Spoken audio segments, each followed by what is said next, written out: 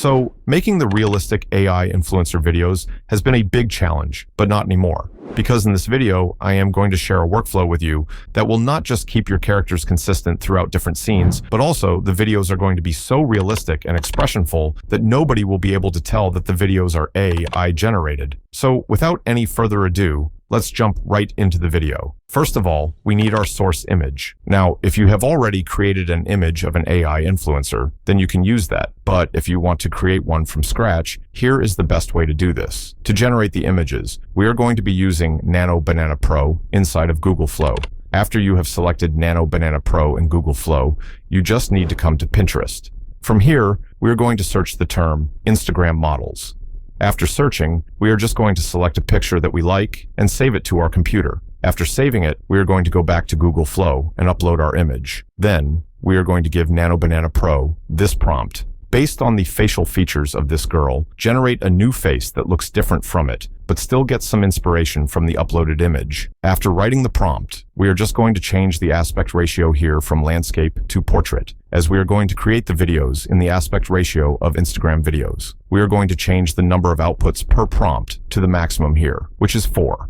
Then, just click on the Generate button. Now, these are the 4 images that the AI model has generated.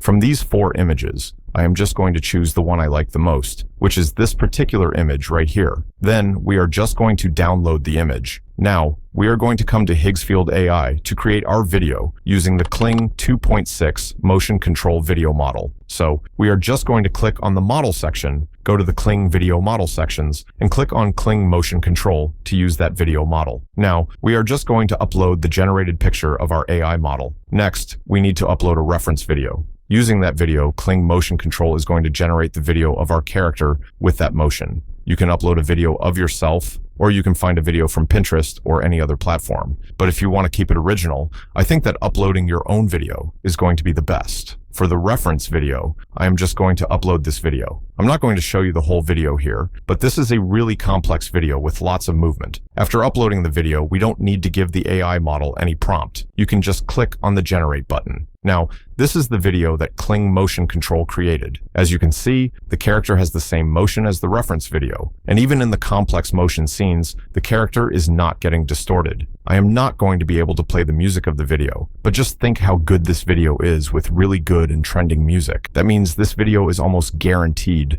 to go viral on social media apps like Instagram or YouTube Shorts. In this way, you can create really good AI influencer videos, and nobody would be able to tell that they were generated using AI. Now, let's look at some use cases and examples of this new Kling 2.6 motion control. Now, the first use case of Kling Motion Control is this: turning yourself into a CGI character. So, you are going to upload a video of yourself dancing or doing whatever, and then you're going to take an image. You can generate that image with Nano Banana Pro, and then you are going to create a mascot CGI character. And then you can just do a movement and the character is going to do the same. So using that method, you are going to be able to create some really stunning dance animations like this. Here is another example of this use case. And I just want you to notice how accurately the CGI character here is following the movement of the reference video. Everything here looks very natural and looks very professional. And now this also saves you a lot of time and a lot of money. Creating a CGI or 3D animated character like this using traditional methods like in Blender would have taken you many hours to just create the character